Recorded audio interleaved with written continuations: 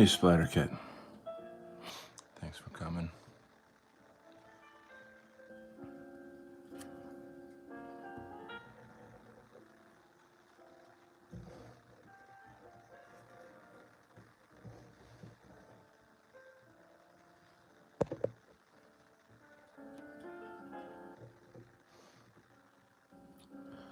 This kind of work is sort of the hard part, you know.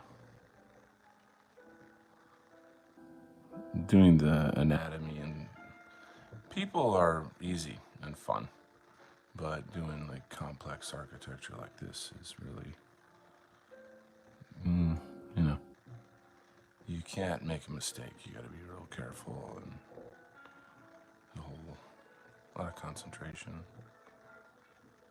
So, as they say, it's a thing. All right, that's good. Hello to Jimmy McBobson. Hello. Luis Gonzalez. Welcome, welcome. Doing a little bit of architectural drawing here. Hello to PJs. Wow, we got a lot of 13 people. We're straight out of the gate. Wow, golly gee. I feel like I'd better do some song and dance. Like, usually it takes a little while for people to roll in. Here's a little song and dance for you. How about that pretty face? That's a face only a mother could love. Good Lord. Shorgy the Great. This is amazing. You're so underrated. This is, a lot of people say that. It's funny because it's sort of like, it's a compliment, but then it also kind of makes me cry a little bit, because I'm like, yeah, I am underrated, But once the book gets out, I think we'll be making headway. So let me give you guys a show. Get out some pages. We got some new people, some old people. So I want to kind of get you a little familiar with some things happening in the story. I want to make sure I'm saying hello to everyone. Wow, I feel like you should be hanging your art in a museum. Well, golly gee, since you said that, you're just looking at my comic book art. You're not looking at my fine art. I haven't even shown you my book yet. Maybe we should just get straight into the book. Why don't we do that? Because there's comics in the book. So I don't just do comics, and I'm about to show you what is going on. Hello to Kamya Akamya. What is your favorite food? Well, I love sushi. Excellent question. Zoomer Boomer, sick work. Okay, we're about to get into it here. Let me just run through the chat and make sure I say hi to Metalman95, CBIC7. Thank you for coming. Said hi to Hyperbobs and all that. Okay, so I'll give you guys kind of a special show. Victorian Time Travelers here. So you just saw me doing comics. This comic here is it's literally a dream that I had, actually. But this one's pretty freaking badass. It's written by a guy named Mark Brahman. If anybody here knows who Mark Brahman is, other than my usual people, I will give you 100 Donald Kent points straight out of the gate. So this gets right into some serious kick-assery. Looking good. We got some bim bam booms. And then we have Jared Taylor as the president in this exciting adventure. Lots of stuff going on. And that's when the Black Sun shows up and he's about to take over the government. What's crazy is that this was written and illustrated and published before January 6th. And I think you know what I'm talking about. So, slightly prophetic, I guess, but not really, because that was a Fed operation. That wasn't real. That was definitely not a real insurrection. They had, in fact, the Democrats even admitted that, like, the Democrats, I shouldn't say that. I should say it was like the CIA admitted that they let everyone in and stuff. It's just a big joke. Comfort Yako is here. Welcome, Comfort. Nice to have you. Nice to have a lot of fun, cool new people here. So anyway, that's some comics. Today, what I'm going to be working on is this character here, is known as Militia Man, and it's kind of a bait and switch with this guy. He's like America's favorite superhero with MAGA force, but finds out that the people running the show, who he trusted, are actually the villains, and they're playing both sides of the aisle. So he has to go out and get justice. They look so good. I wish I could make stuff like that. Well, oh gosh, I've been doing art for pretty much my whole life. I do like conceptual art as well here. This is some heavier stuff, more mythological. It was a protest. Okay, yeah, that's all. This is a little something for England. England for the English. You know, bring back that spirit of revolution. Take your country back, my fellow Englishmen. I lived in Asia for 5 years, and I do a kind of Chinese style painting. So this is a little example of that. There's a little more of that style. It's kind of, I think it's very beautiful. I like it. And then, you know, there's some fantasy illustration in here. We got some cool bean stuff going down here. Whoa. Monsters and sci-fi and this and that. Anyway, you guys can get this book on Amazon. I urge you to jump on Amazon right now and look for or search Imperium Calling, the art and poetry of Donald Kent. Be the first kid on your block to have a copy. All right, Hyper Orb 32 says, I'm a sub, so I can look at your art more later, and it's very good. I hope someday I can draw. That's amazing. Well, golly gee, bro, I appreciate that. And really, really thank you for your kindness and friendship and being here. And there you go, and now you know. So I am going to get back to work. I do take questions from the chats. We have a pretty lively chat culture on this show. I've got a moderator to kick out the trolls and weirdos and people that are just, you know, kind of being stupid, so the adults can have a better time. You know what I'm saying? I think you do. All right. So I'm gonna have to pull up a page or two here and get started. Just a second. Get my head on straight here.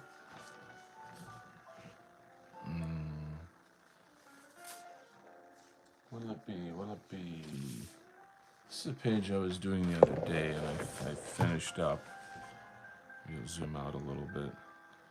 By the way, you guys, I really appreciate it if you look into the show description, there is a Venmo link, and you guys can drop me a little tip, you know, a little coffee or something, drop a little money in my Venmo to help me out. I do this 5 nights a week, and you know, when you got a full-time job and you're trying to grind out some cool culture on the side, it's not easy, especially when your car breaks down and you need a couple $1,000s to fix it. Oh yeah.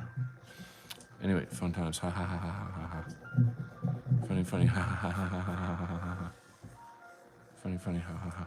Anyway, so we're gonna clean this page up a little bit. You know, I draw it in pencil and then I do the inking. So I kind of have to get back in there a bit and clean up a bit of those pencil lines. Oh yeah. But another nice page. I really think this part's kind of neat with the father and the son and their fighting away, and then you see, what's going on in the background. Sorry about your car, man. Victorian says, "Cat, hi, how are you?" Oh, I see. Okay, you guys are saying hi. Substack. Hey, dude. Thank you for posting that, man. That's give that man a raise. Holy shit. That was very thoughtful of you. Indeed, indeed. I got a new batch of pages lettered today. They're looking pretty good.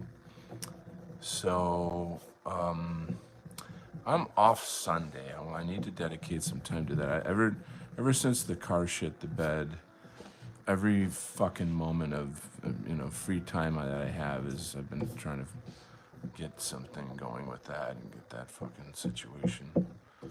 But it's anyways, not fun to talk about. Doesn't bring out the best side of Donald Kent. It's not the best side of me, really, guys. I hope you can forgive. I think we've all been there, though, right?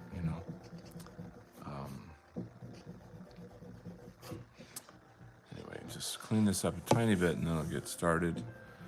Thank you for your patience. Feel free to ask any questions that you want. I'm gonna just kind of go into my usual stuff that I talk about with my buddies. This page looks pretty damn sweet too, don't it? Don't it? Ain't it? Sorry, I'm kind of a grammar Nazi. I like to say things correctly, doesn't it? So yeah, the shit's going down in this story here. What's up with your car? Is it something you can fix yourself? God, no. I drive a lot for my job and a lot of wear and tear.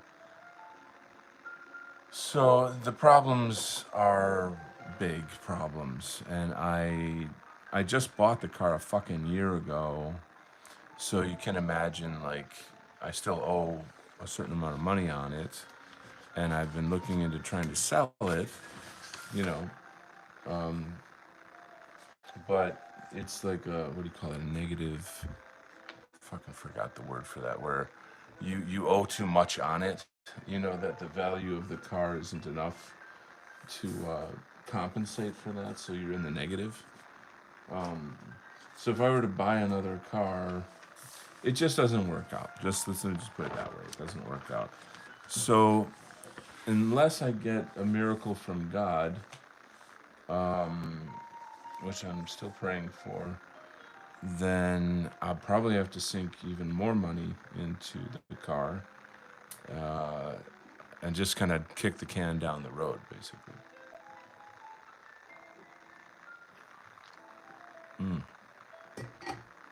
The answer to my problems is very simple. I just need to get rich, like tomorrow. Bing! Okay, I gotta get some tools. I'll be right back.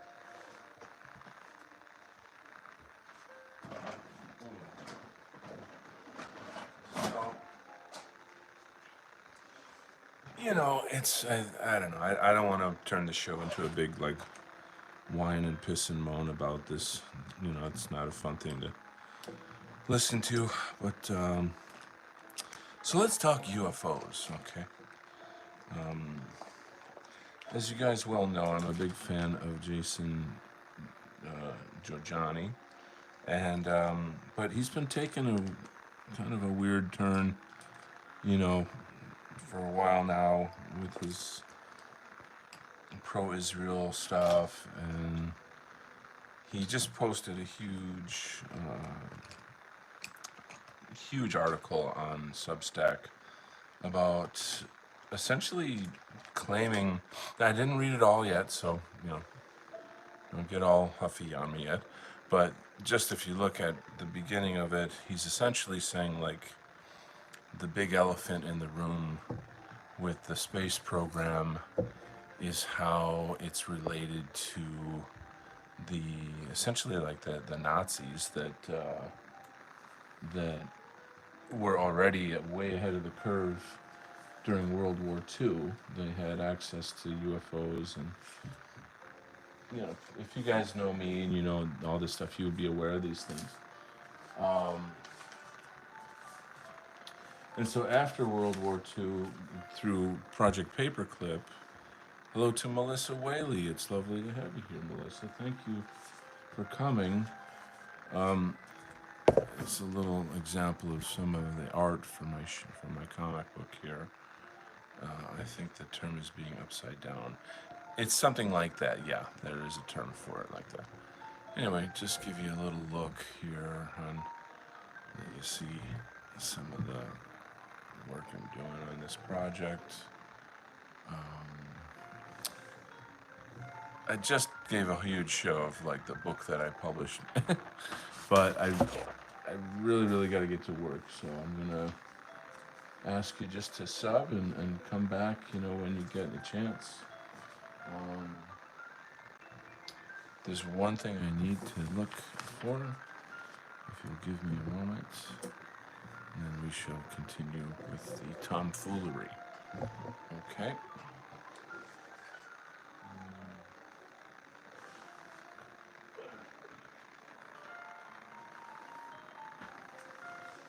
Whew. Look at all these pages. Holy crow, folks. I am so deep into this story.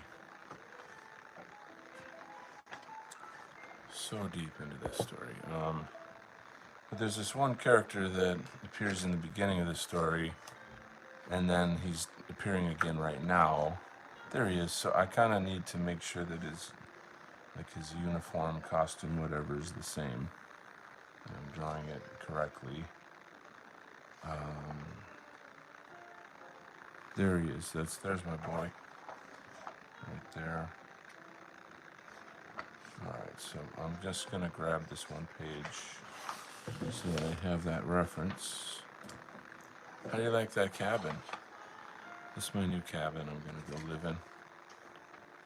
Disappear off the face of the earth. I don't know. I'd love to disappear. I got too much work still yet to be done to save the world. So I don't get out so luckily.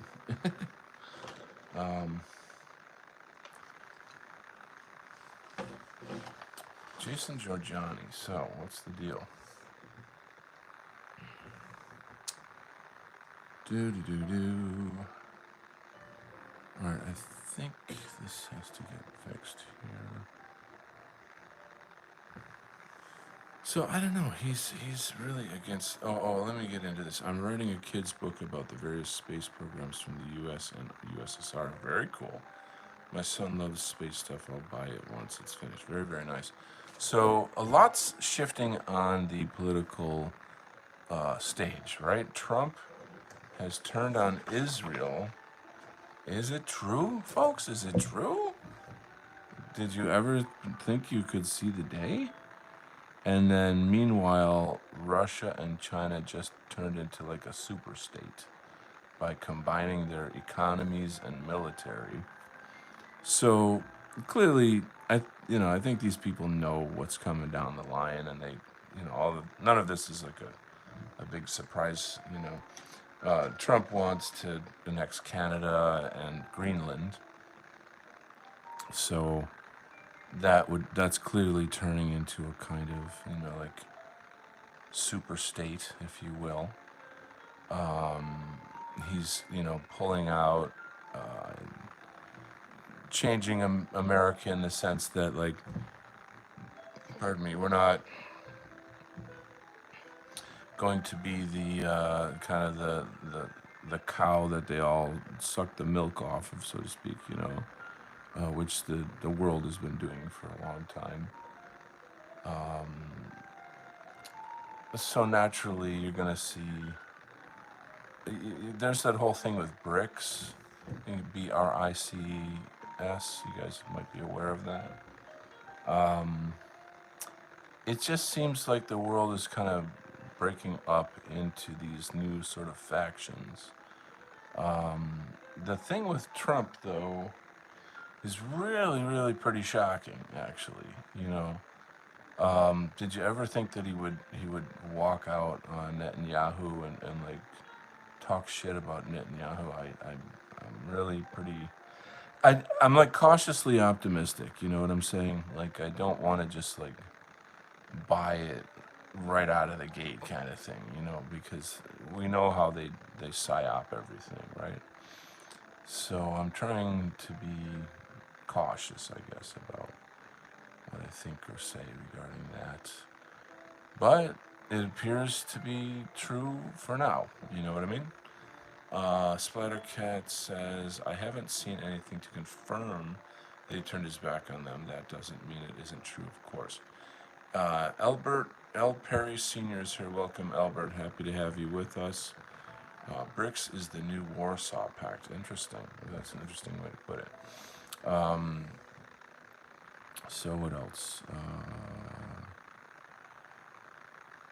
Okay, so there's a certain dude that I get in my algorithm that is like specifically covering the Trump Israel situation, and you know, and then I'll listen to what he has to say, and then I go and kind of look it up myself, you know, to kind of see, well, okay, where are you getting that from, sort of thing. Yeah, I think you get the idea. And there was like a press meeting where Trump, yeah, I straight out of his own mouth, he's like, you know what? When we went to assassinate Soleimani, we were working closely with Israel on that. We were ready to go, and then like the morning that we were going to launch that campaign, he gets a call from Netanyahu saying that they're backing out. And, you know, so the U.S. went and did it anyway by themselves. But according to Trump, whether he's lying or not, or this, you know what I'm saying? Like,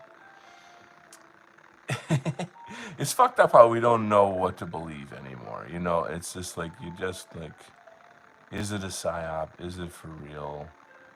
It's just sad how, like, you never know the fucking truth of anything. You know, it's all so difficult to figure out, you know. It just because like of course we all know the whole new world order set up, like the way things are and all of this and that and the next thing and the other thing. So it's just we're so used to it. It's hard to believe that this could be true, you know. But the feeling I'm getting from what Trump is saying is you're not going to drag us into your fucking war. Like we're not going. We're not going to war for you. And I think that's brilliant. I think that's great. I think the other side of it too is that there's no fucking way America's going to accept that. For Trump to have, you know, gotten elected, and I'm not a fan of democracy, but and then to like kind of turn around and go into like a World War III shit for Israel, especially with the climate of what's going on. People are hating on Israel. Like anti-Semitism is at an all-time high. I guess they did not pass that law regarding what you guys know about the like you cannot. They want to make it a federal crime to boycott Israel. Like if you want to work for the state and have like government contracts, something, then you have to sign something that says that you won't boycott Israel. Like, come on, man, give me a fucking break. How can you? How can you? How can you do such a thing? I mean, it's just so openly obvious that. I think that's the problem with the Jews is that they get too big for their britches. You know what I mean? They get so arrogant about like oh yeah we rule this country and we're gonna just abuse our power that you know they try to make these fucking laws, you know. The whole concept of anti-Semitism is just literally don't don't criticize Israel. The thing about like targeting college students, and there was a movement some time ago where college students, it's probably in the 80s, where they organized and went against apartheid in South Africa and kind of took that down in a way. I don't know if they took it down, but there was a pretty big effort that they had big impact. It's very complex. Stuff's very complex. Let me read some chats here. Chatty. Monka S is here. Is this a No. This is live. We are alive, and you're welcome to ask questions. Heinz Kissinger already said Israel will not exist. Whoa, where's? Fill me in, bro. What's the score here? What's going on? Why? Because the greater Israel will exist? See. See, you thought you got one up on me, huh? Let's read Bricks. I'll have a chapter on Yuri Gregorian and his life and others about Armstrong and Buzz. Fascinating. Is this? No, we read that. Yuri Gregorian during the Red Terror and disastrous famines caused by the disasters. Soviet central planning had an incredibly hard life. Very kind, brave, always smiling. Okay. I'm drawing comics. Why does everybody's suburban Molly plug is trying to look like the fat kid from Recess? I don't get what you're saying, so can't really go there. It's the first man made it into space. Militia Man. Okay. So yeah, maybe I had better get back into Brandon O'Connell's channel and see what he has to say about this stuff.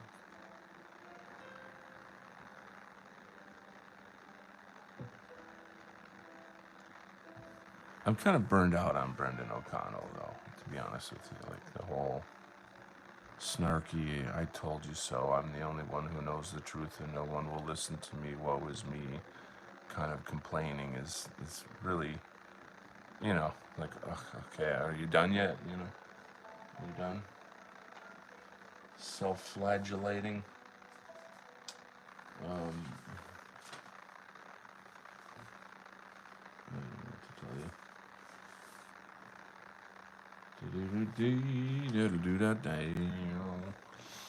Alright, we're gonna get down with the big bad sound here. Why don't we maybe we should do some UFO stuff here. We'll zoom right in on the fun stuff. There you go.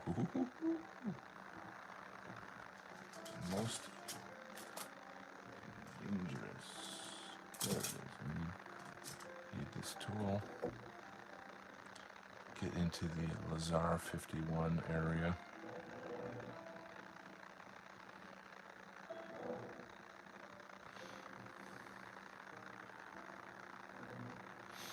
Get some UFO action going down.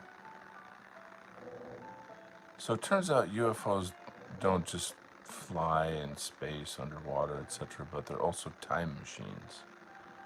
I like them apples. That's according to what various people say. And if you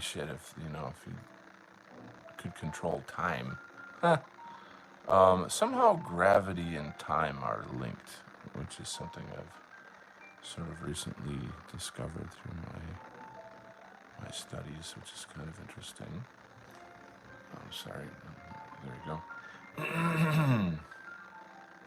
So if you can do anti-gravity, you can also do not anti, but like you can manipulate time.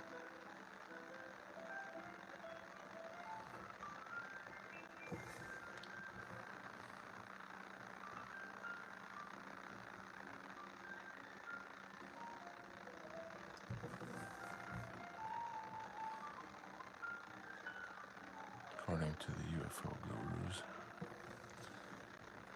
Hippocratic Oath says Cindy Adams in the New York Post in September 2012 attributed the statement, "In 10 years there will be no more Israel."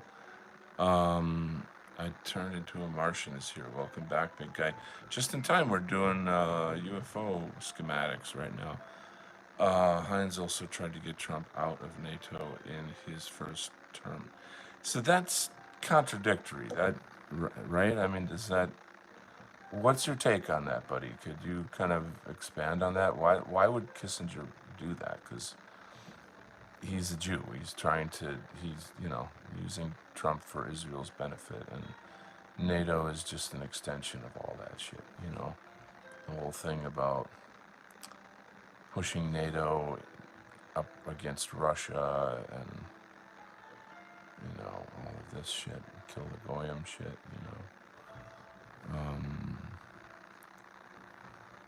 You guys know that I saw Kissinger. I was like a couple of feet away from him in Thailand years ago.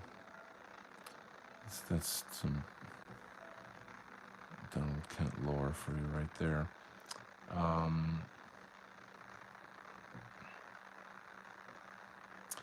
I've met a fair number of famous people, actually. Part of it, well, how can I say, like Steve Bannon, Henry Kissinger, a variety of like movie stars, and just from working at comic book conventions and stuff like that. Oh my gosh, I feel a Kanye song coming up.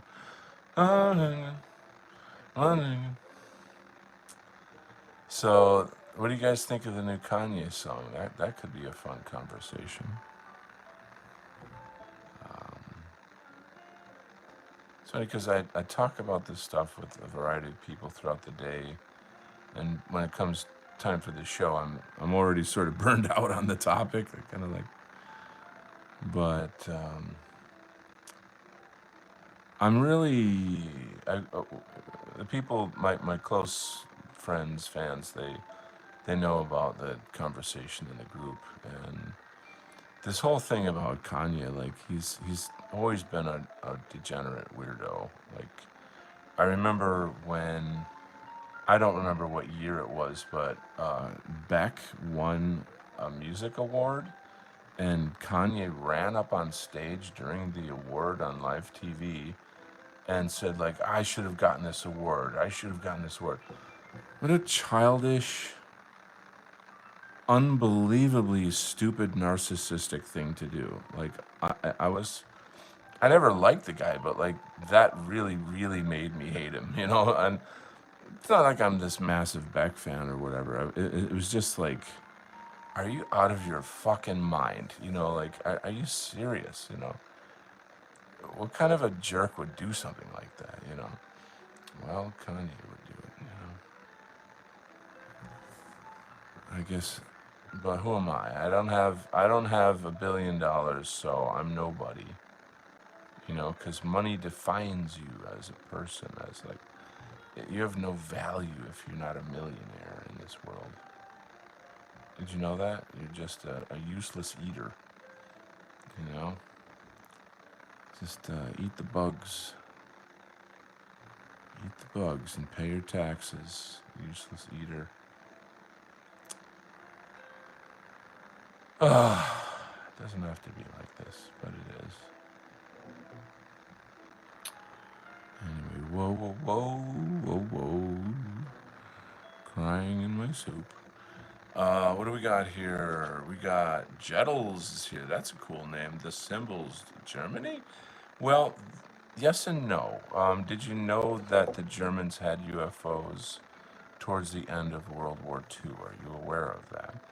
You can look up Admiral Byrd, Antarctica. The U.S. government sent Admiral Byrd, on a mission to Antarctica.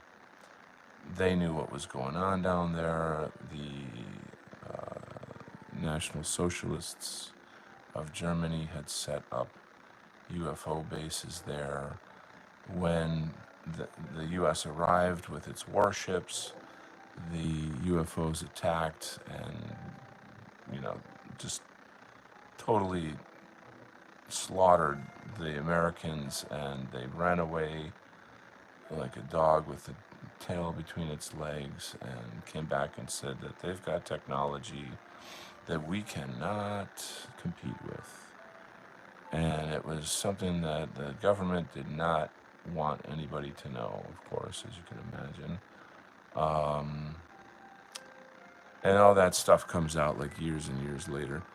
Nothing to fear. We don't bite. Yeah, guys, don't worry. We're just having a combo. Got me scared for a second. So this, I'm not sure you can see this, but this right here is a UFO, but it's like a cutaway view with the engines inside. And there's a guy named Bob Lazar that you can look up. And this 51 represents Area 51, where the government got a crashed UFO in like the 1950s, and then backwards engineered that UFO technology. It's said that most of the UFOs we see are actually ours. They're not from other worlds. How the hell would I know that? I don't know that. But there's people out there that say that kind of stuff.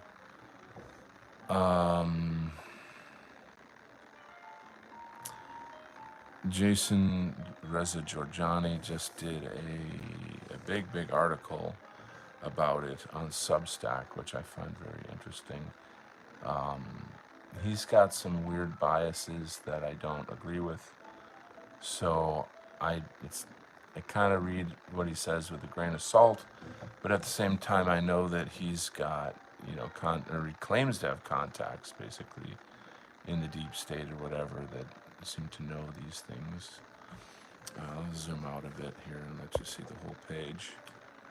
We got some comic book action coming down the line. Oh, baby. Let me get the brush out. I'm going to do some brush work in a second here. Hello to Angelica. Welcome. That's a motherfucking swastika. Yes, it is. Now, here's the deal. Let's talk swastikas, okay? Their cultures around the world throughout history have used the swastika. In the Nordic culture, it represents the turning of the seasons around the North Star. Native Americans have it, the Hindus have it, the Buddhists use it. So it's a pretty deep topic, but I lived in Asia for 5 years, and I saw a lot of swastikas over there in the Buddhist temples and such. And in the Buddhist religion, it really would represent what's called samsara, or the wheel of reincarnation. So it's the turning of these things. So I'll just kind of give you a tiny little explanation. So there is I have like some scrap paper. I had scrap paper. Anyway, I don't know. So let's say here's the North Star, okay? And then there's this thing called the Big Dipper, which is kind of like this, in terms of like it has these different stars that kind of go like that. And throughout the seasons, the Big Dipper turns around the North Star. You know what I'm saying? And then it turns around, and then it turns around. And so the entire picture makes up a swastika in the sky. So that's an ancient symbol for the time passing and the seasons passing. I don't know what all the different cultures think of it, like what their unique meanings are. I just mostly know like the Buddhist and the Nordic way. But it could be an interesting question for you guys, for like the new people that are here. I would love to get your thoughts on like stuff like the new Kanye song. Have you heard the new Kanye song yet? What do you think about Israel? What do you think about like Trump backing out of Israel so that he's not taking us into a war with Iran? I'd love to get your thoughts on that. And I don't know if you guys are even, like paying attention to politics or world affairs or anything. I don't know. But be happy to hear your thoughts. What do we got here? Nothing to fear. Yes, I'm joking. Nan1OZ. Great work. Oh, thank you so much. Okay. So I did another show on my channel with a guy named Cultured Thug.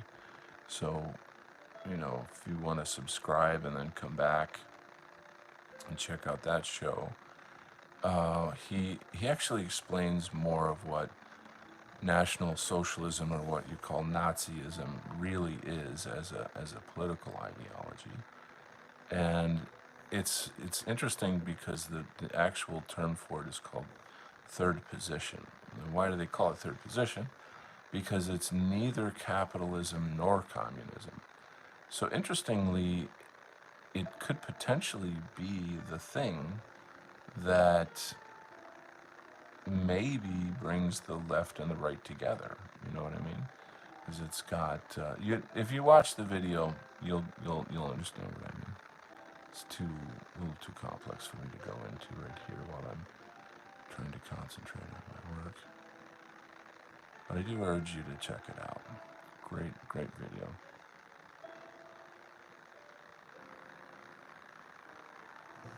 And this music is really kind of like dreary. I need to get some nice music on somewhere. Something less dreary. Wow, man, we are cooking here, aren't we? Though we got some cool superhero action going down.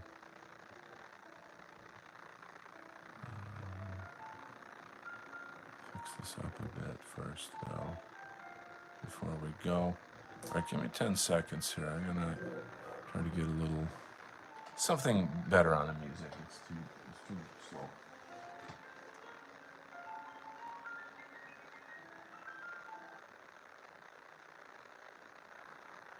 What about some funky disco house?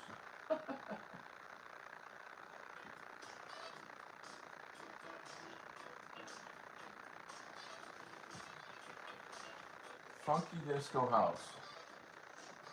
Whoa. Okay, wow, we got a friend from Russia's back. It's great to have you. What do you think about Putin and China signing on their military together? What's your thoughts on that?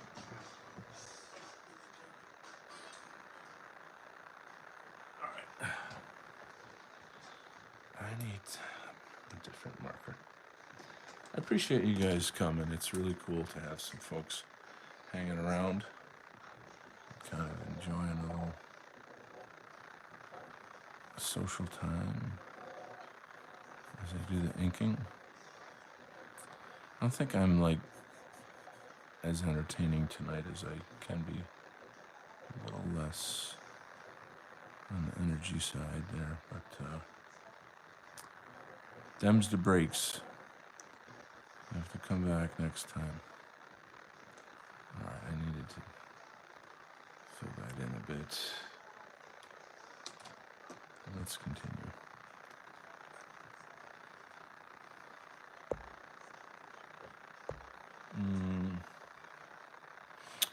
Angelica said, what do those symbols mean to you? So let's get into it, guys. It's a pretty hard thing to answer in a simple way. It's a very complicated thing. I've done years of research on World War II, Jewish hegemony, etc., etc., and I've learned that there is a international plot to kill off what the Jews call the Sons of Rome, which is basically all the white countries. It's in their religion. It's like required of them to do that. They don't believe that their Messiah will come until Rome is wiped off the face of the earth. And so they are the ones that are behind mass immigration, the LGBT agenda, feminism, the World Banks, human trafficking. I could go on and on and on and on. All of this stuff ties back to Zionism, and so I've come to find out that Hitler was trying to stop communism from taking over Europe. Well, communism was created by the Jews as well, and it's a proxy ideology for Zionism. It's a way to depopulate Europeans, which it did, and then to set up, you could say, a slave state. Like Germany has been a slave state since World War II.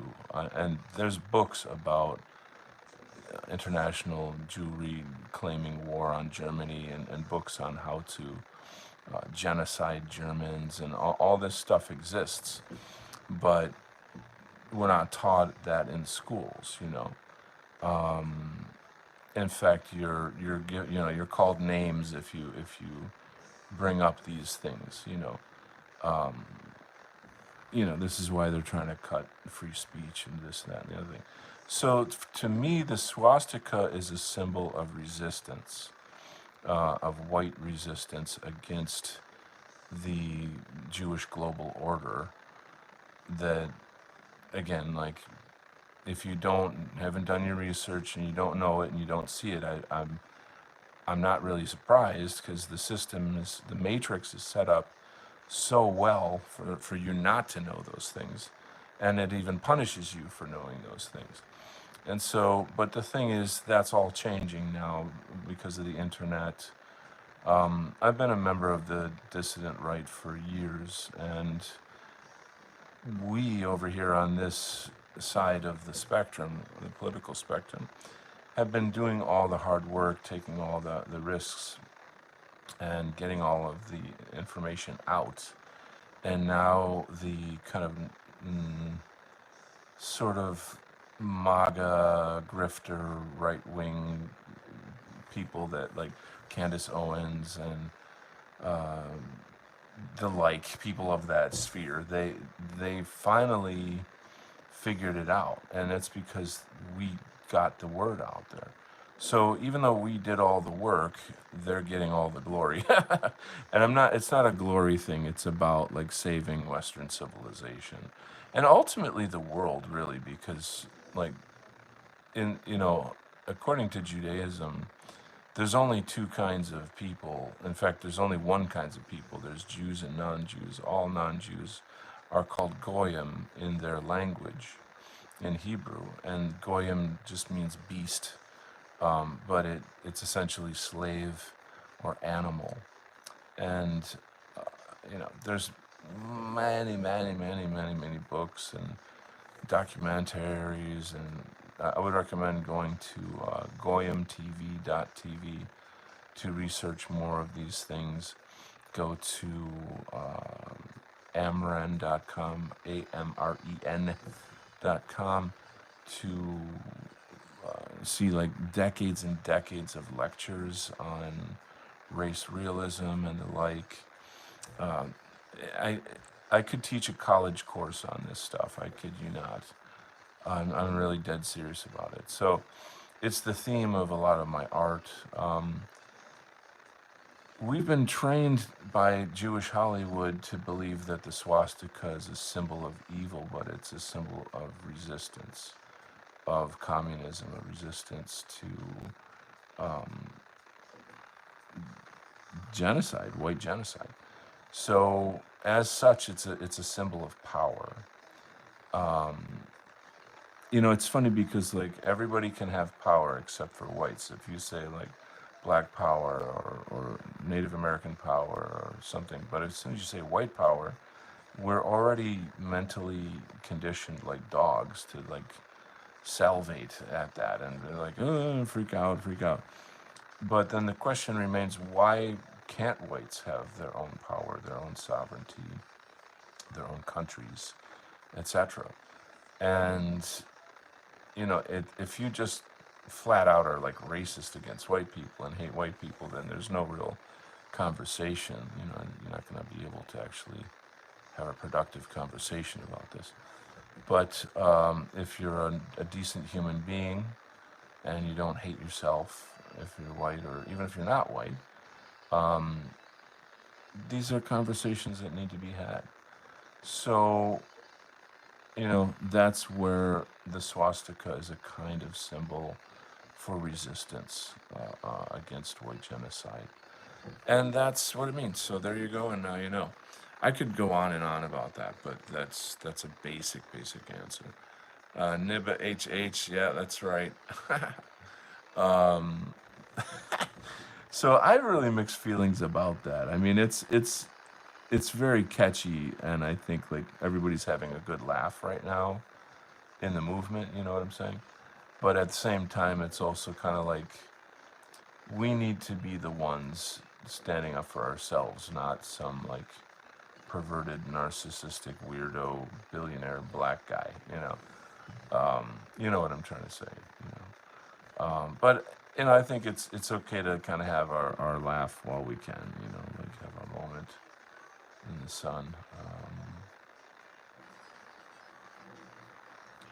Because I think at the end of the day, like Kanye or what's her name, Candace Owens, even though she's married to a white man and Kanye's wife is like Italian or something, they're not on our side. They're not our friends per se. Like they're not. Candace she's in that kind of like Christian deracinated mentality of where it's not about race. And it is about race. And like the fact that everybody is constantly what's the word, counter signaling race is really, it just points to the you know I don't know. It just, when people go out of their way so much to hide something, then that means they're fucking hiding something, and you should look at what they're fucking hiding. So that's where you need to go to places like AmericanRenaissance.com and see people who've done scientific research on the topic for decades. The bell curve. You know, there's just so much out there. It's crazy. A lot of great content out there. E. Michael Jones. It's wild. It's pretty wild. Anyway, this is coming together. Getting a good old karate kick action going down. Hippocratic Oath says it probably didn't help that Titus used the 5th Legion Apollinaris, which was all Germans. You use them for what, though? You didn't. Who let the dogs out? Nice drawing, thanks. Dustin Ellis is here, spitting facts. Yes, sirree. I really like the black sun symbol. It's just so beautiful. Oh, dude, I strongly agree to that. I love it, too. Dude, it's a great start to summer. Catchiest chorus, too. The black sun is gorgeous, indeed. Curtis Yarvin. Oh, I hate the name. Just the name Curtis Yarvin makes my skin fucking crawl. I can't stand that Jew. Curtis Yarvin discussed that he called us hobbits. Fuck you, you. Coming from him, I mean, look at the man as a fucking, he's like a mutant. Calls us hobbits. The level of like, what's the word I'm looking for? Jealousy that they have against us is profound. It's like so deep. It's so deep and ugly, It's really just awful, Hobbits, fuck you. Fucking asshole. And it's like, it's not really just him either, right? It's the system, it's the media that like, oh, Curtis Yarvin is the most important voice on the scene. We need to listen to what he has to say. On today's show, it's Curtis Yarvin. Don't give any fucking stage. Don't give this guy a microphone. You know what I mean? Like, why? So he can spew like communist drivel. Are we fucking done with communism yet? Jesus Christ, when the fuck is that shit gonna die off? Fuck's sake. No, hundreds of millions of deaths in 100 years is not enough. We need more. Fuck you. Alright, Donald Ken is back on now. All I needed was a little fire. What do we got? Curtis Everett called it, said that last time the hobbits were left in charge, we got Hitler. Well, guess what, buddy? Oh, Hitler. Oh, Hitler. I gotta say, dude, it's sketchy. It is sketchy.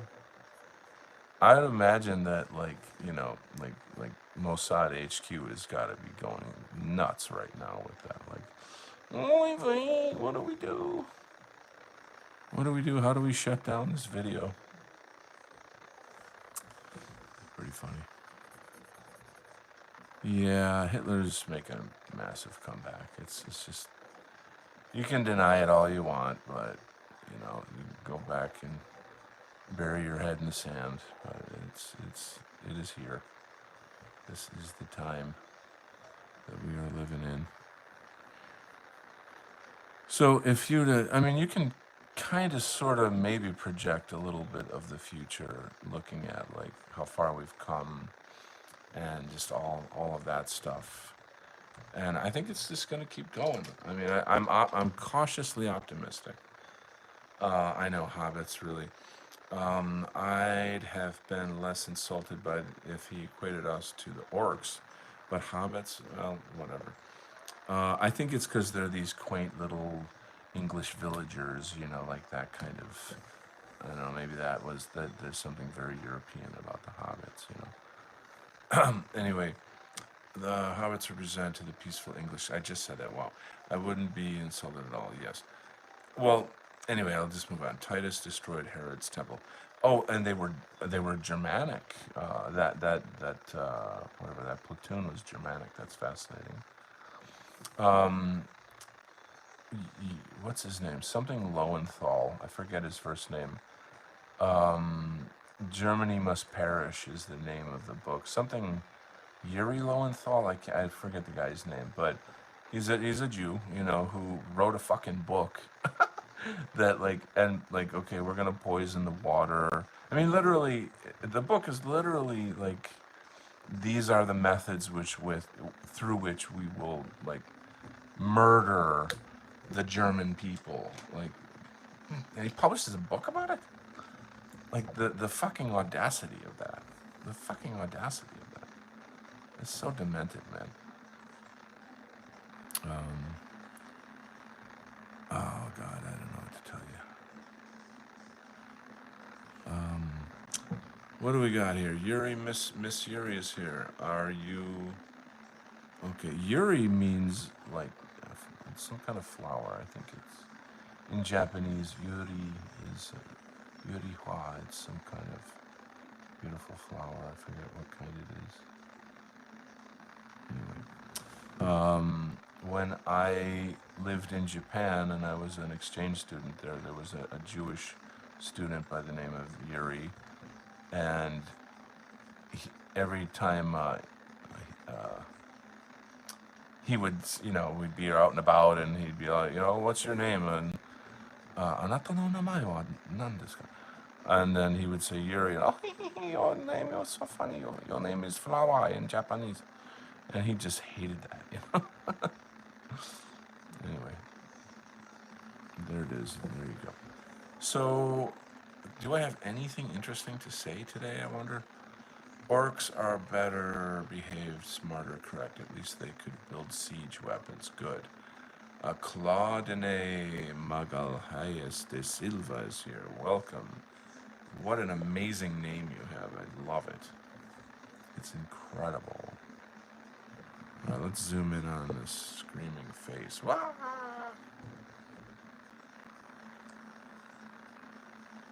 No, this brush is not the right brush for this job. No can do. Just getting a little huffy there for a second, guys. A little huffy there, Donald Huffy.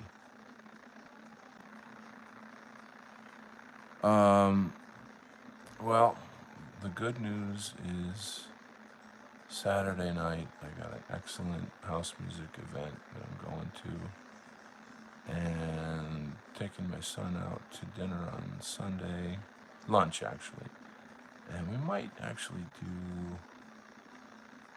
some. This is basically like a tour of these old buildings and cultural locations. It's kind of a neat, fun day out, Father Son Day type thing. With all the money that I have, it's, so filthy rich. But anyway, moving on. All right. Curtis Yarvin considers himself a dark elf. Ooh, I'm so cool. His delusion is off the charts, or he hasn't discovered mirrors yet. Hobbits were the heroes of the story. Don't anyone badmouth Samwise. Lord Commander of the Realm is back. Victorian time traveler agreed. What a peaceful life. Good food and cheer, yes. I want to go back to the Shire. Welcome to Ulfric. Great to have you back.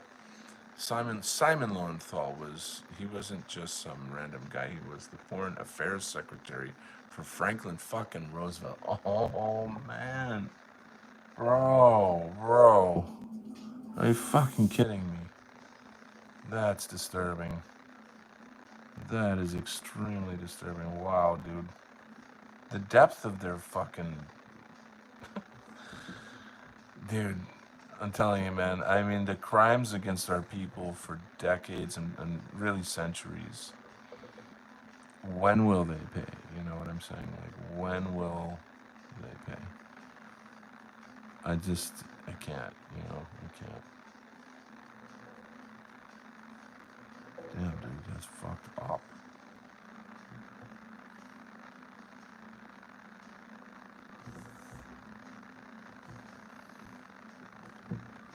Zoom out a little bit on that.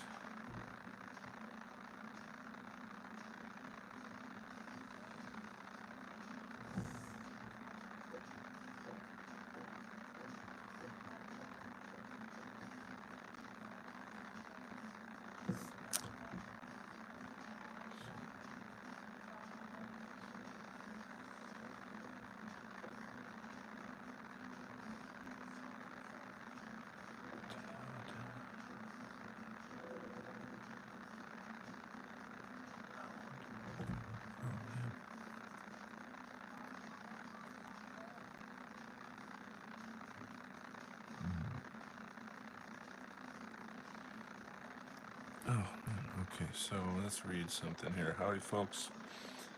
Domo arigato donaru-san. あなたの日本語はずっといいんだよ。Your Japanese is getting better and better. Come to Japan. We have very good sushi.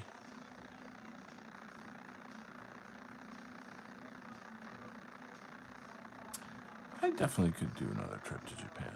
I could definitely do that. My thinking really is like,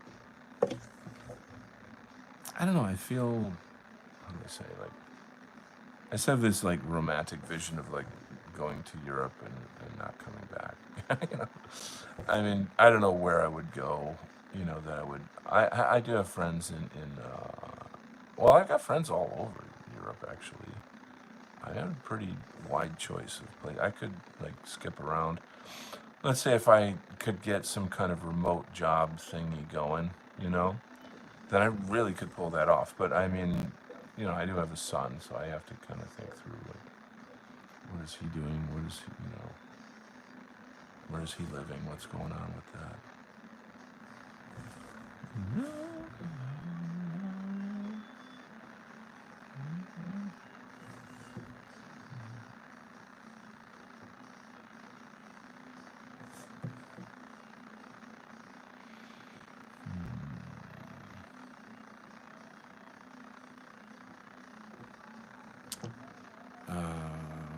That's one type of facial hair I've never had right there.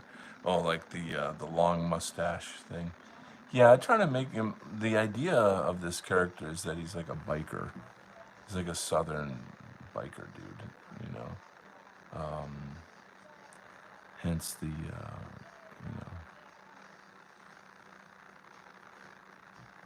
look. You know.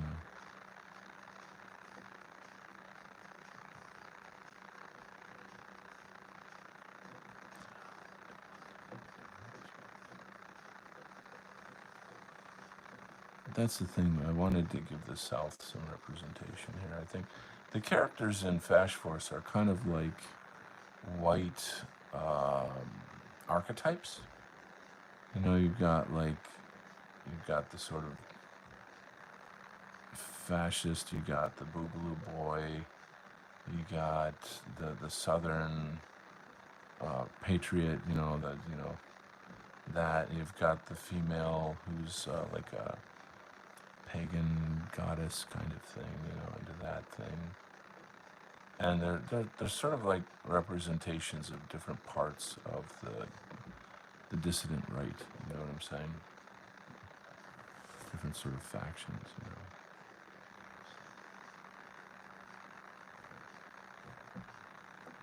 Which I think is, so it kind of gives everybody something to kind of identify with. When I say everyone, I mean in our culture, because like there's no content for our culture.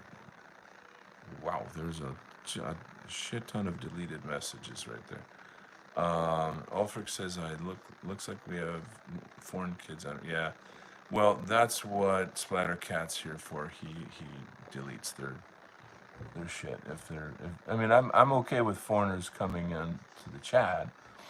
I just don't want people saying stupid shit. You know what I'm saying? Like, there's literally people out there that like they troll YouTube shows.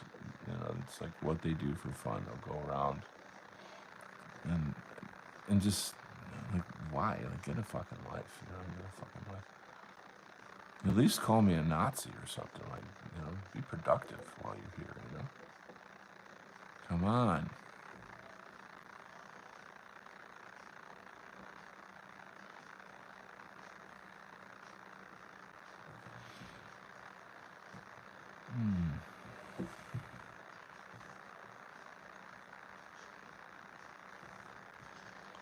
I hope you guys enjoy watching me draw. Apparently so. Like, I'm told that it's like hypnotic. I don't know if that's true, but like that's a nice thing that people have said. So that's cool.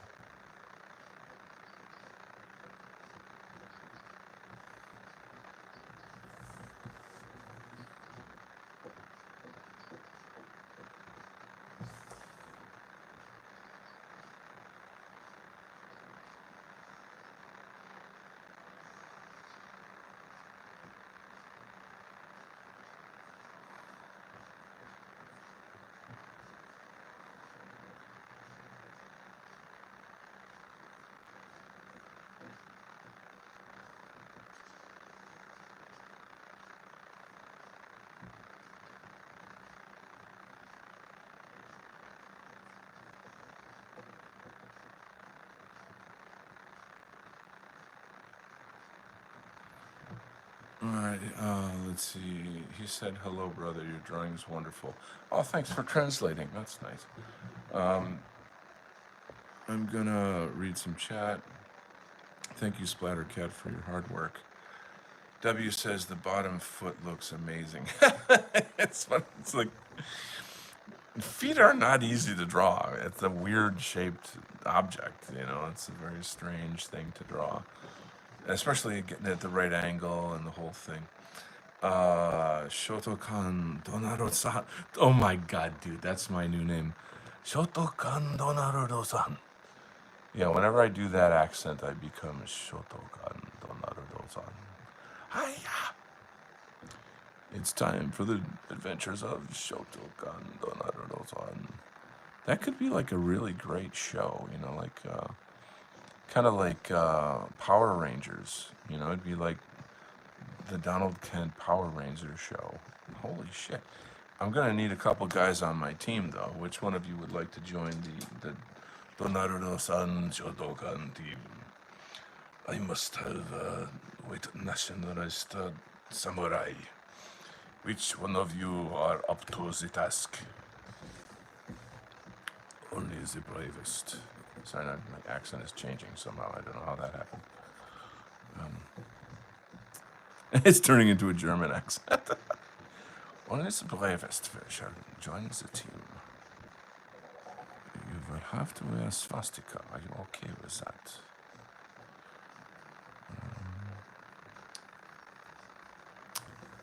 Um, what about it? What about it? There's an interesting question that woman asked me before, like, you know, what does that symbol mean to you? This has got right to the point there. Let's see. Represents archetype someone needed to save Western kind from darkness. Yes, I would love to go to Japan too. Probably one of the only countries I wouldn't get arrested for wrong think. Yeah, right. Paint yourself black and land on the British beach and you'll get free house. My name is the Alfred Jefferson.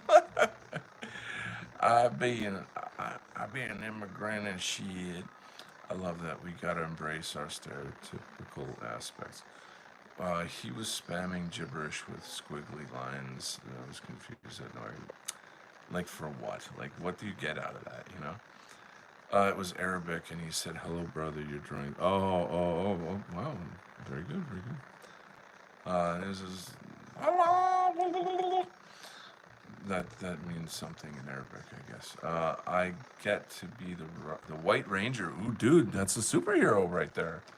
Splattercat as the White Ranger. Dun, dun, dun, dun, dun, dun, dun. I gotta draw that up like stat. Keeping the chat room clean. The White Ranger. Dun, dun, dun, dun, dun, dun, dun.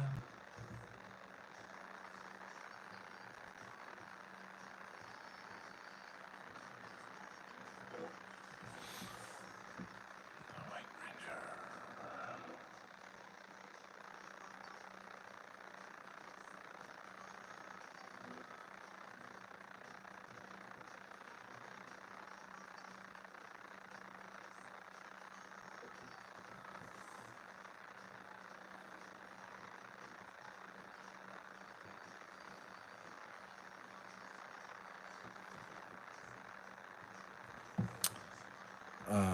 I will join. Excellent. Could be the new manga waffen cartoon.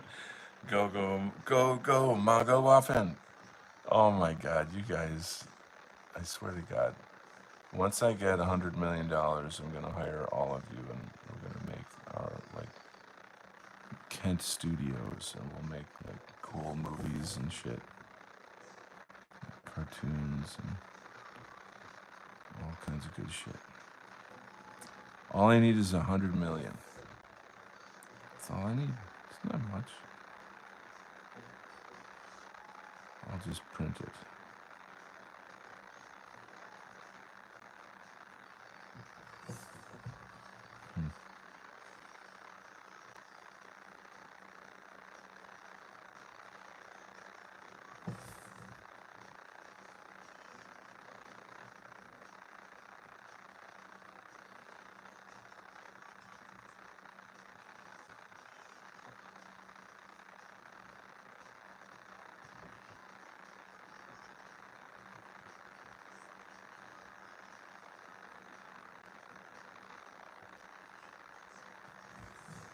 All right. I will be on the Panzer with the big-eyed girls. The Panzer, right? Yeah. Panzer with big-eyed girls. Oh, Panzer of the Lake, what wisdom do you have?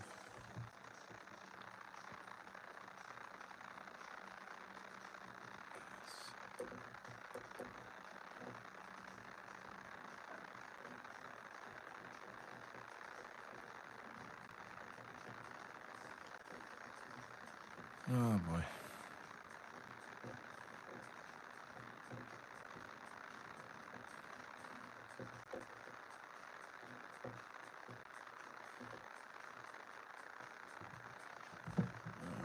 Um, it's definitely not. I've seen enough Barclay vids. What's this? I'm not sure I get the reference.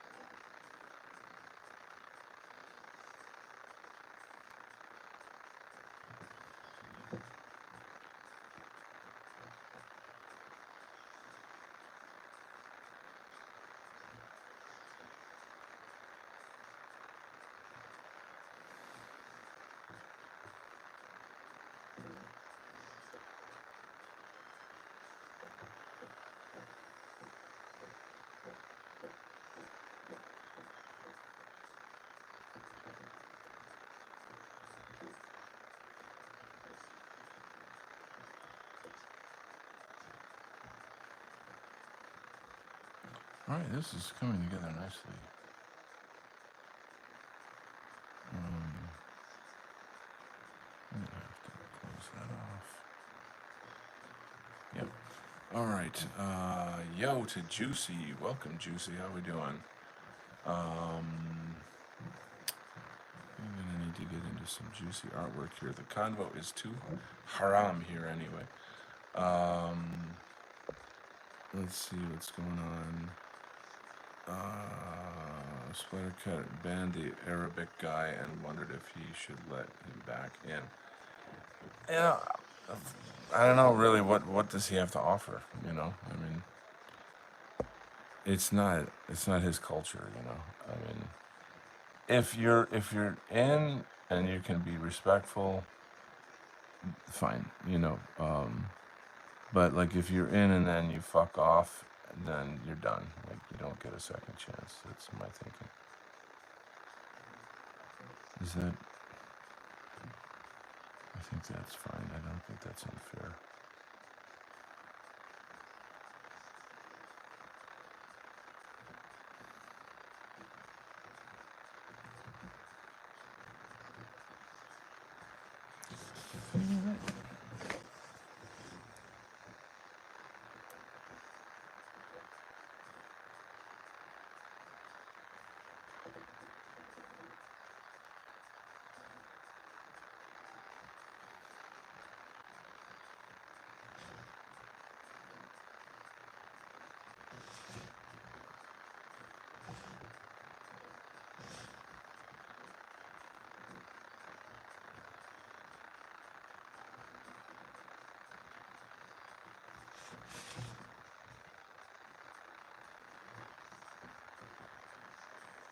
So what is it about superheroes that has such a big appeal? What do you think it is? I've been watching more videos on like the Thunderbolts and kind of nerding out a lot on that Sentry character that I told you guys about. And Marvel's got all kinds of new stuff coming. I know some people don't like it or whatever, but I don't know. His superpowers are cool. Like, I think that's what it is.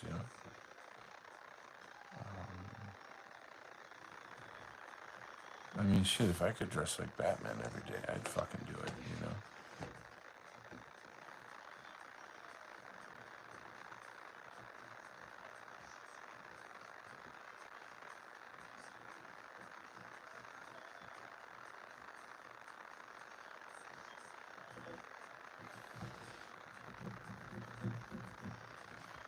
Let's see. Simon 1985, welcome, buddy. Nice to have you here with us. We're doing some artwork, comic book inking.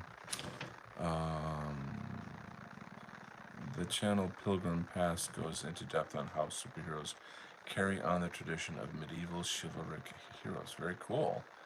Um, I personally think that they're basically modern mythology. I think that's what they are. That's how I look at them.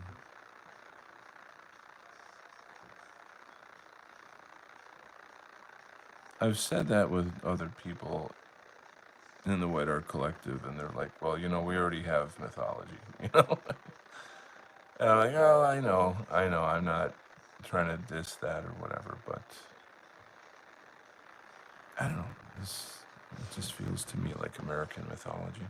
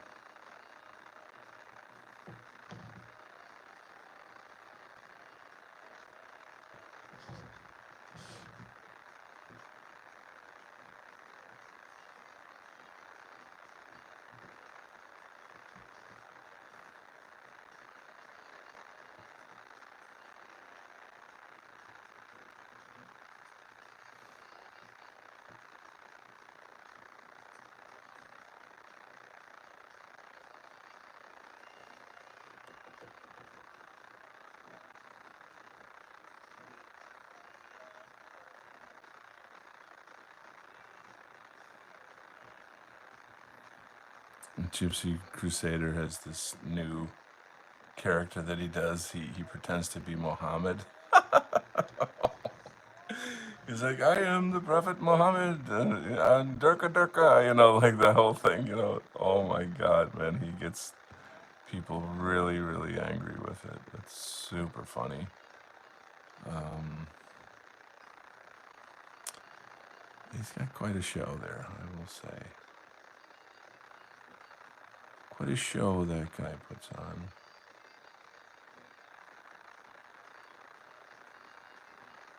No doubt. Um, let's see. Pilgrim Pass goes to Death Superheroes. Mochi the Mooncake. Oh my God, we were just talking about Japanese culture. Mochi, I lived in Japan for a year. So, and mooncakes are really, well, okay, the Chinese word for mochi is mochi, and it's just, you know, they use it for the moon festival in fall. It's kind of like a harvest festival thing. And, people eat the mooncakes and they're fun. Although in Chinese culture, they have another kind of mooncake that is for weddings. And there's some kind of auspicious symbolism there or whatever. But they're really delicious. They're, of course, extremely fattening. Like, take a wild guess. Of course they are. But and they have different flavors. Some of them are a little nasty. Like they have some that have like. Did you ever hear of pork floss? Do you know what pork floss is? It's basically dried, uh, smoked pork meat that is kind of shaved in a way that has like a weird cottony kind of texture to it. It's like a uniquely Chinese thing, and they call it pork floss. And they put that in the so-called cake, moon cake. Um, they put like a boiled egg in there or something, and they got their own thing going on. Let's just suffice to say. Okay? Suffice it to say.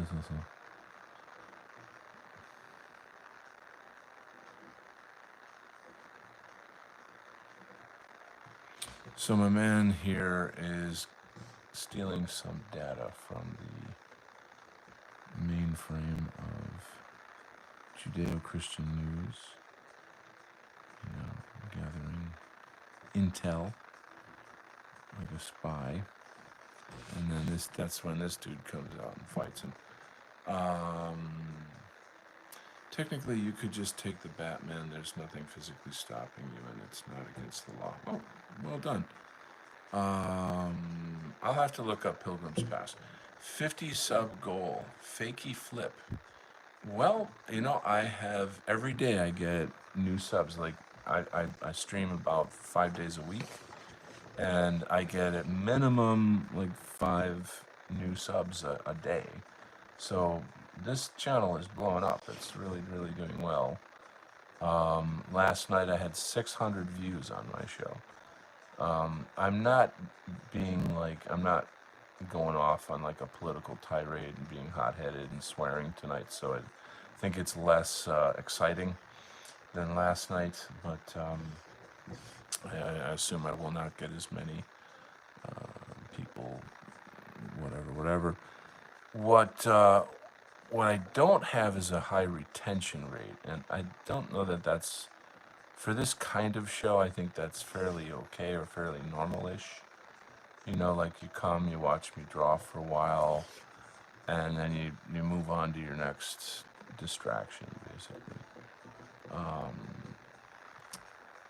It's only the people that really want to get down with, like, political convos and talking about UFOs and stuff. Those are the guys that hang out and talk about Nazis and stuff like that. The cool stuff. Um, as much as I don't like Kanye, that song is so freaking catchy. Oh, nigga. People don't understand what I say on Twitter. So funny. But I feel like one of us has got to get out there and steal the microphone. You know what I mean? Like, one of us has got to get out there and like, take back the thunder. You know what I'm saying?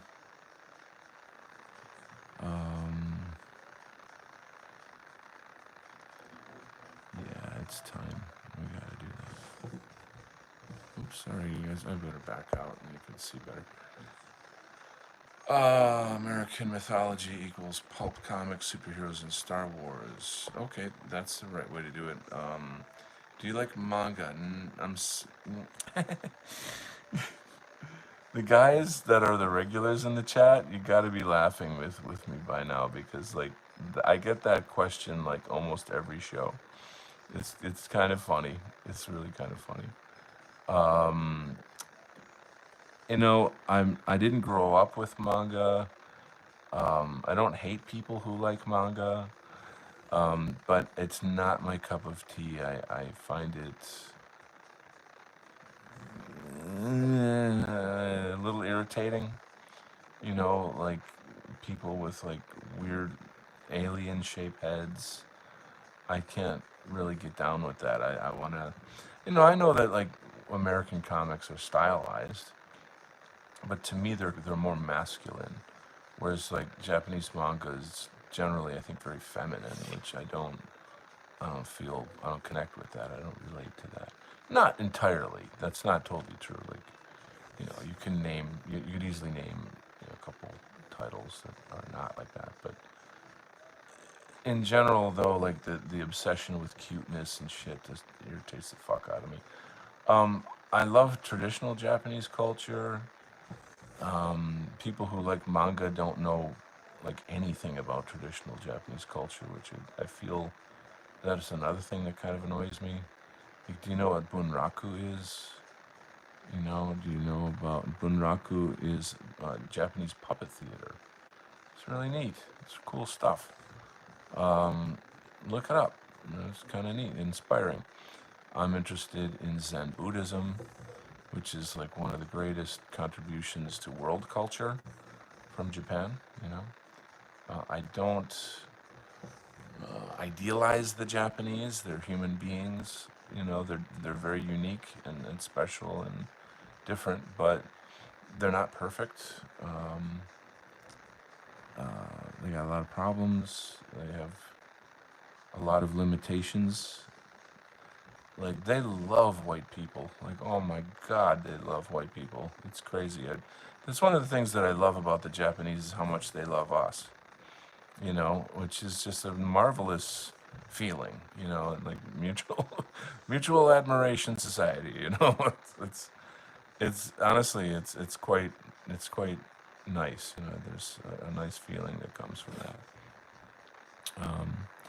What I've discovered in my time is that they are very good at mimicking things. They're very good, like it's a survival instinct in their culture, is that when they come in contact with foreign culture, they will master whatever the thing is and then Japanize it, if it's technology or pop music, if it's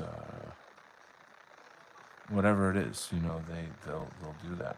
So here's an interesting factoid: is like Japanese karate did not have any kicks in it until like the 1950s, and when you hear that, you're like, what?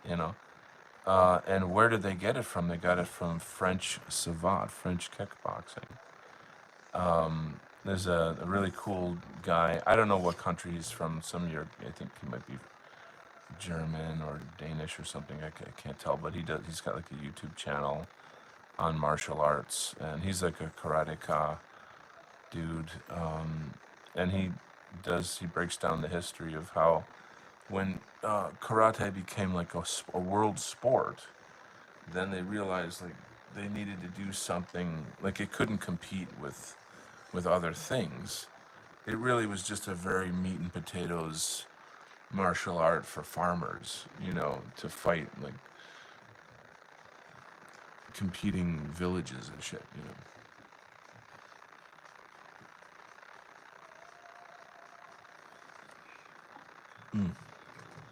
Oh, that's good. Just having a delicious beer. Anyway, so whoever was like the main dude that's kind of known for karate, the origin of karate, modern karate, he picked that up from Savat. Pretty interesting. Don't hate me because I'm beautiful. All right, moving on. What do we got here? Kobeni Donald Kent is the king of manga. So Hippocratic Oath is trolling me because he knows that I don't like manga, and he's like, "Manga waffen now." It's so funny. Thank God I have a sense of humor, so that's good. That's a good thing. The day that I lose my sense of humor, you better frickin' have me arrested. You know what I mean? You know what I mean, Jelly Bean? Anyway. Um,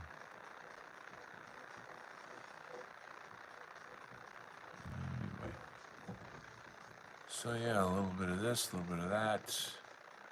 What do we got? That actually sounds good. I like savory more than sweet. I don't see a problem with pork in cakes. So cake is just a word. Like a pastry would be perhaps a better term for it. It's not a physical cake. It's like this is the problem with like translating Asian languages to English is somebody somewhere in time didn't get it right and then it gets locked in. Like for example, the word for alcohol in Chinese is wine. And then when I was an English teacher in Asia, I used to have to explain, no, no, no, wine is one kind of alcohol. It's not all alcohol. So like when people say, "Oh, you're going to drink wine tonight?" Da, da, da, da. I say, "No, I'm going to drink whiskey." No, anyway, you get the idea. Okay. Sorry for that little weird accent thing. It just popped out. It happens sometimes. I should see a doctor. You mean run up on stage and take his microphone like he did to what's her name now? That would be hilarious. I wish that must be the Kanye thing. Taylor Swift. Sumo wrestling, two fat guys shoving each other around. Fun times. I have to go, Donald. Oh, see you later, bro. Have a good night. It's getting close. I don't know. We're like 10:37 over here right now. Um, yeah, moving right along. I feel like we need to get into a discussion though. Like, what's your take on like the Trump thing with Israel? Give me some hot takes here, guys. Is this a psyop? Is this bullshit? Is there, is this for real? I mean, I'm so cynical, right? You know, we're all so fucking cynical by now. I did see Trump in a, what do you call it, press conference, talking, not talking shit, but doing Trump talk shit, whatever, the way that he does it about Israel. Like, oh, I had some bad experiences with Israel, yeah. And they did this thing, and they did that thing, and da da da da da da da da. So is it an act? Is it, you know what I mean? Like, where are we going with this? You know, like to get your thoughts on that. I have to go. Nobody's commenting. Oh my God, nobody. Everybody's too afraid to comment.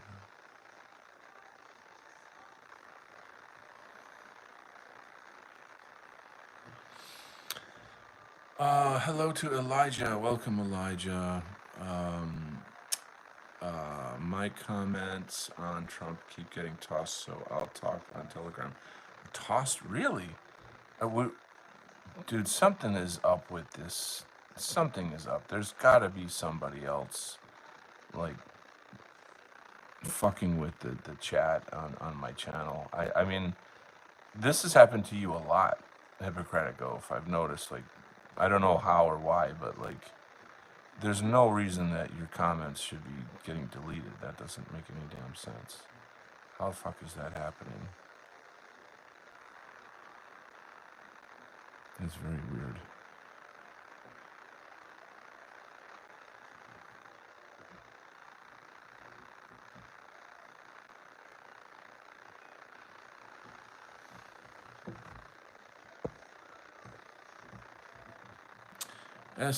SC is back. Yay!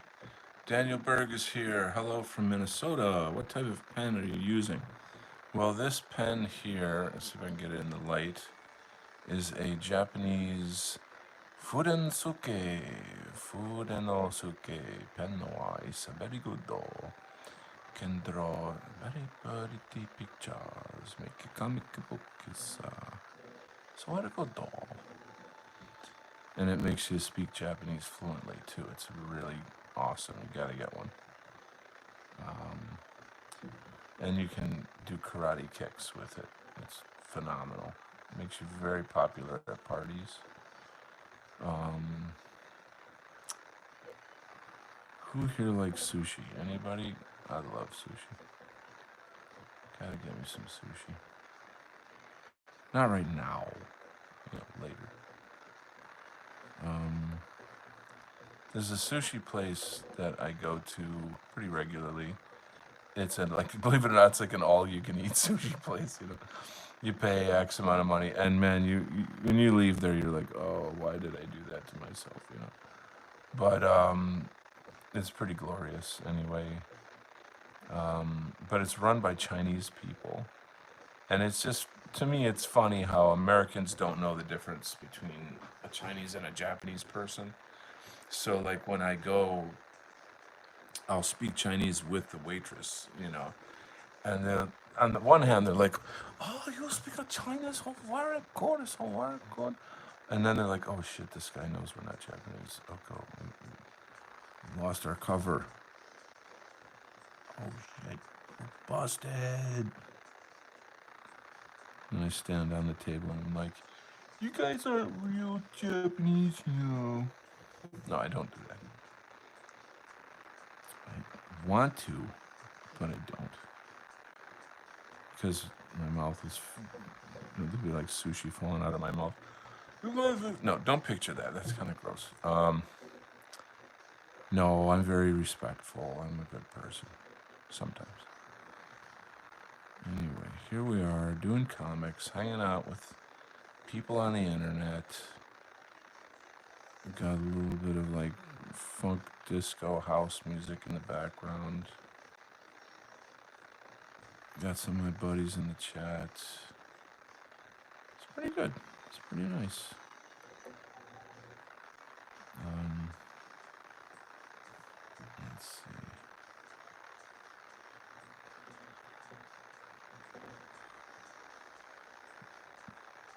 This guy's got a little blood coming out of his mouth. You get a flying kick to the face, you're gonna probably have a little blood coming out of your mouth. I'll tell you, when I was doing martial arts in my first year, I had a teacher who just taught out of his house, and he, oh, what an asshole. I mean, he was fun. I liked him, but like he would do flying kicks on me and shit, and I had to just get the fuck out of the way, you know. But like, he was really just using me as a target practice, kind of like, you know, to kind of keep his martial arts up to speed or whatever.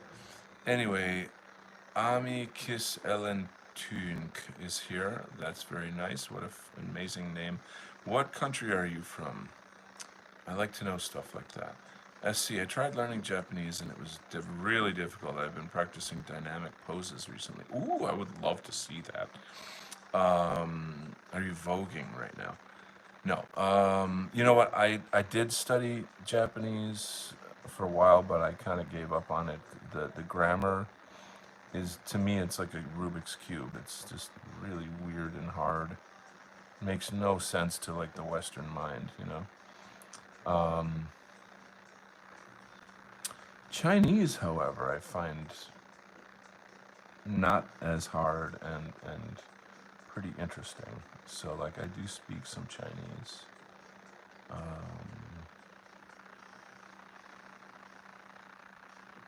The thing is, I'm losing it. Like I used to speak so much better than I do, but you just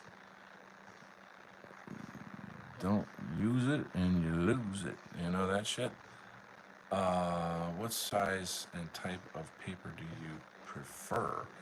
Well, I mean, I prefer affordable paper is what I prefer. This paper, hold on a second, I'll pull out a comic book and give you a sense of like the size of it. Hold on.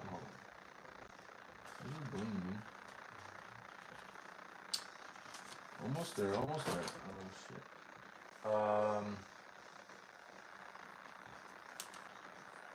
There's a good one. Since we were talking about Chinese, so look at the comparison of the scale of like a comic book. So this paper is 11 by 17, but a standard comic book is like, I don't know, like 9 inches, something like that. I actually could technically find that out right now. Let's do some math, kids. This is 10 inches by 6.5. Now, this is an old comic book, though. I don't have any. Oh yeah, this is more recent. Yeah, I think it's about the same size. Yeah. 10 by 6.5. That's pretty nice. Okay, so anyway, I don't know. I'm not like a sort of a snob about those things. I just get materials that work and are affordable. You know, it's really not about the equipment. It's about the skill. You know, I think that unfortunately a lot of people have this notion that, you know, if I buy the right equipment, I'll be really good. And there's no magic wand out there. It's not like that. You got to do the work. You know. Sorry.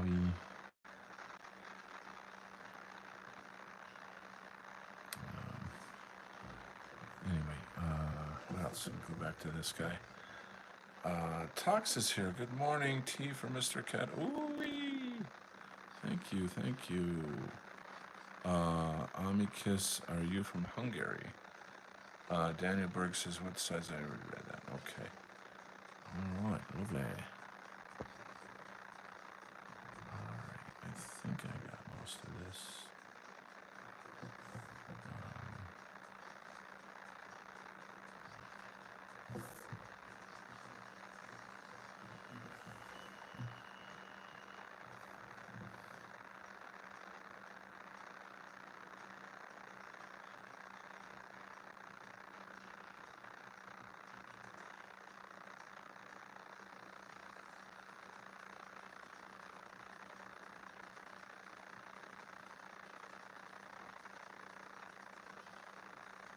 You know, I just realized this guy's mustache. It's like the mustache. Do you remember? Anybody remember the Doobie Brothers? The band, the Doobie Brothers. There was a guy in there that had a mustache like this. It was like a really just funny, crazy, cool mustache. I guess. I guess that's sort of a '70s thing. I guess.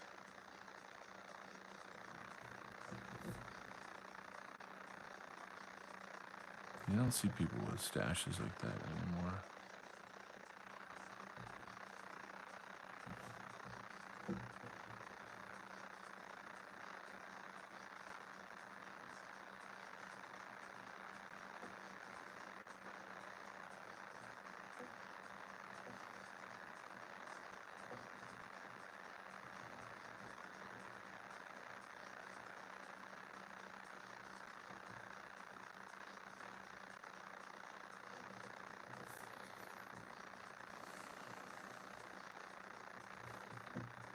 What do you guys have planned for the weekend? I know it's Mother's Day. It's gonna be a little tricky for me. I'm actually with my son on Mother's Day, so that'll help me through the day, if you know what I mean. Um, that'll be good.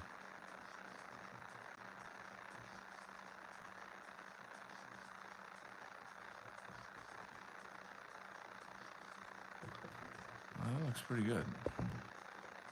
I like this character. So, SC, your message was retracted. Morning tea, Mr. Kent, you know. Yes, yes, yes. JD Vance is bringing back the beard. Is he really? Yeah, it's funny how he was like advised to do that so that he would be more relatable to like, you know, people in the rural areas or something.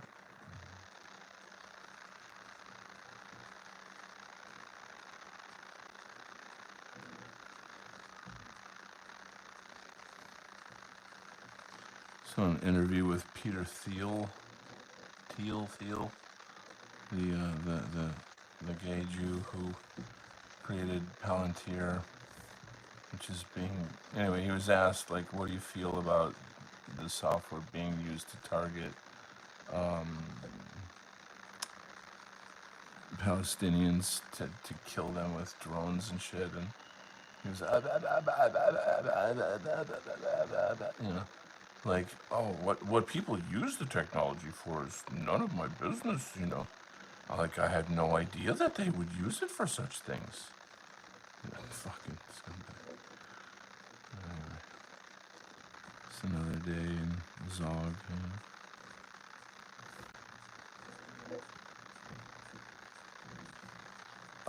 Do you work for Marvel? I used to want to. I don't want to anymore because it's totally woke. Do you know what woke means? You know what I mean when I say woke? I mean, you know, if Marvel contacted me and said, you know, I want to hire you tomorrow, I would do it only because it would get my foot in the door with the industry. And then I could, you know, kind of like make my way up the ladder or whatever, network, something. It would never ever happen because of the political nature of what I do. They demonize people like me, you know. But for years, I that was my whole existence is I wanted to work for Marvel, frankly. I don't hate DC, but I'm not like a DC guy, if that makes any sense. I just have a much stronger affiliation with the Marvel characters just from growing up. You know, and I grew up with DC Comics as well, but it just doesn't hit the way the Marvel characters hit. Like, there's so much more going on. They just announced that they've got a big X-Men thing coming out. They're bringing that back. There's a lot of really cool shit coming down the line as far as Marvel. The thing about it though is that they're gonna have to get all new actors because all the old ones are getting old, you know. So I don't know how that's gonna play out completely. We shall see.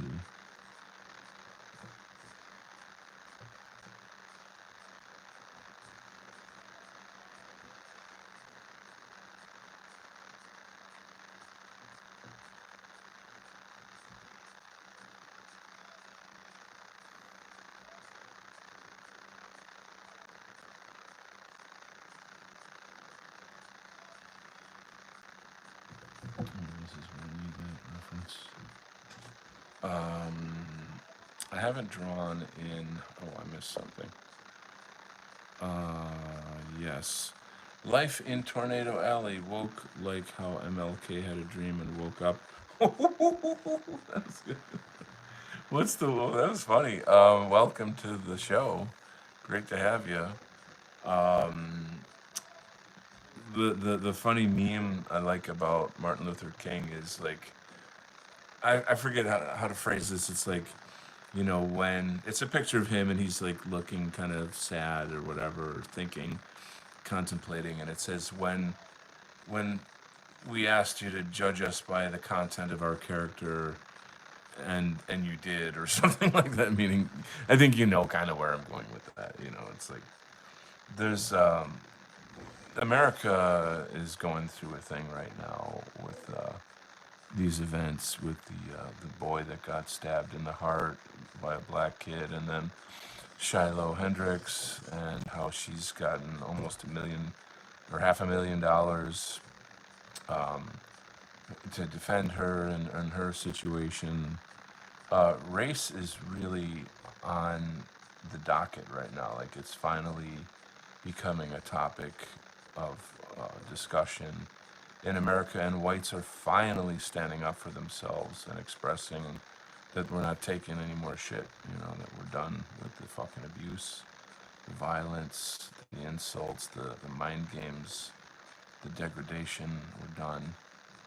So it's a pretty amazing time to be alive in that sense. You know, I'm really I'm feeling it, man. I'm feeling it. Um, anyway, let's get back. I was shocked. What are we talking? Yes. Woke like I don't know. Just wait. They got LGBT superheroes. Fuck that shit. I haven't drawn in a while. Watching the draw has me drawing again. Good, good, good. Happy to hear that. Do you self-publish any of your works? Well, I guess you probably know about my book. Do you know about my book? Um, I have other books under different names, but they're different kind of books. This is the one you want to get. You can go to Amazon, look up Imperium Calling, Art and Poetry of Donald Kent, and you know there's comics in here, fine art. I think you've seen all of it. I even have some like sort of Chinese landscape painting type stuff, conceptual art,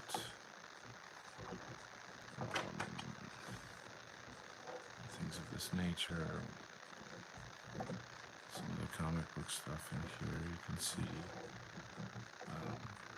But yeah, I'm glad you're drawing again, man. That's excellent. Would you work for Shoga, Shogakukan or Kodansha? I'm assuming those are Japanese publishing companies. I don't know what they are, so I can't answer that. Maybe you can fill me in on that.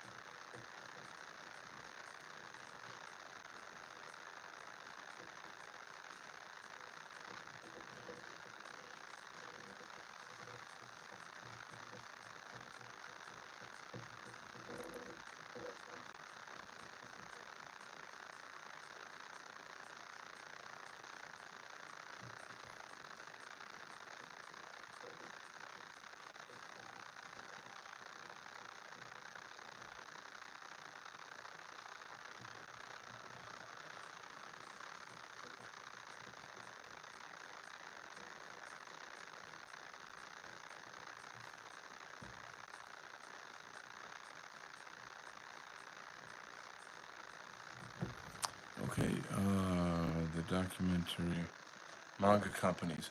So like they would never hire me. You know what I mean? It's kind of a, you know, doesn't make any sense because they wouldn't hire me. You know what I mean? Like I don't do their style, so there'd be no reason for them to hire me. You know.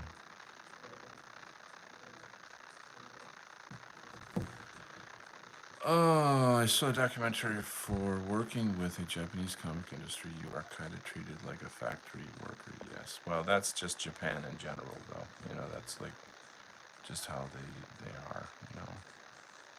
Um, so I I told this story somewhere on my show, and I'll just tell it again. I used to teach English in New York City, and I worked for a Japanese corporation, and they had like uh, clients that were like, you know, uh, big Japanese corporations that had offices in New York City. And so throughout the day, there'd be, you know, salarymen is what they call them, like Japanese salarymen that would come in and do an hour of, you know, English study with me, blah, blah, blah, and some free chat, blah, blah. And um, I had all kinds of students. It was a fun job. It was a cool job. I liked it a lot. Great experience. Anyway, one time I got this new student, and it was this like huge dude who was like a karate guy. You know, whatever. I don't know. They call him karateka. It's basically someone who practices karate. And he was huge. He was like kind of like a Mongol in a way. It was just like a really tall, big, muscular Japanese dude. You wouldn't want to fuck with him.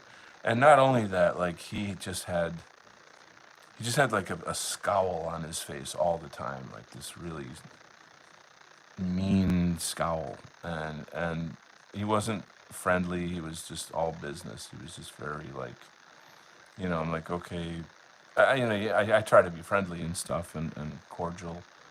And he's just like, you know, does the lesson and does his little bit for me, and then, you know, he finished early because he was perfect. Like his English for the lesson was totally perfect. And I'm like, okay, well, you know, we're done early, so we can just do free chat if you want, you know. And then he he started kind of opening up, and I'll be honest, it was very tense. It was like very, very tense in the room. Um, it's just like who this guy was, you know. He was just this real hardcore dude, and he looked at me with that scowl and that face, and he's like, you know, I envy you. And I'm like, what? I'm like, you know, here I am, like this kind of 20 something artist guy who moves to New York to like, you know, you know, go on an adventure, and I'm trying to make it in the art world, and I'm teaching English on the side and something something. And he's like this super rich Japanese corporate guy, you know, blah blah blah. And I'm like, why the fuck would you envy me? And I didn't say fuck. Anyway, he goes, because you're free. You're free. And I had a really weird moment there where I was like I just for the first time in my life kind of had it pointed out to me, and you know, really really strongly, like, you're an American and you're free. We're Japanese and we're not. Our culture demands us to do A, B, C, D, F, G. There's never any hope for us to be happy the way that you guys are happy. You have freedom and we don't. We have duty. We're Japanese. That's who we are. And it was profound. It hit me like a ton of bricks. I was really like, holy shit. Um, yeah, and it just, I don't know, man. It just kind of, it went right through me. So I was really like, I mean, I think I tried to say like some things to make him feel better. I don't know what I did. I can't even remember. But it was a little shocking. You know, it was a little shocking to me. Um, but I kind of always remember it, and then like anybody who's like, oh, I'm Japan, I'm Japan, my God, I'm like, you really don't know how miserable people are over there. You don't know how difficult that culture is for people to survive in and be happy. And they have like a really high rate of suicide.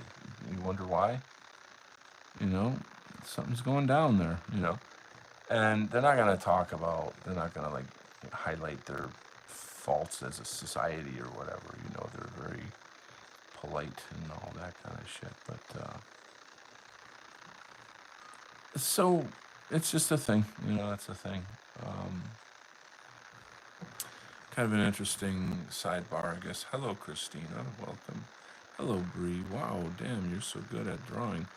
Well, golly, gee, I just woke up one day and I was like, oh my God, I can draw. What the hell happened to me? Bang, bang. So, yeah, I'm actually an art teacher, if that interests anyone.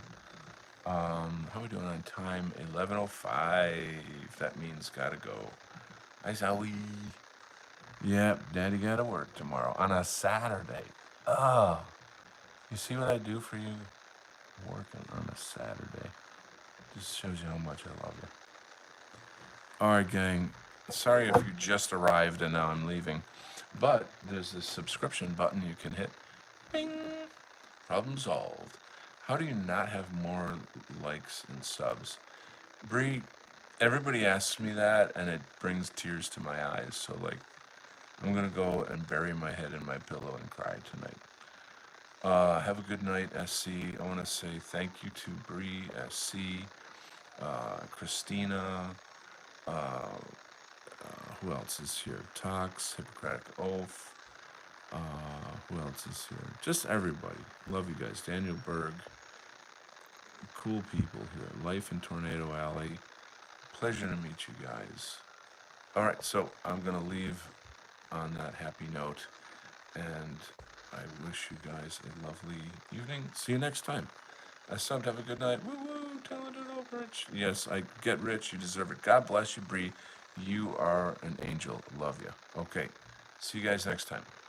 Sayonara.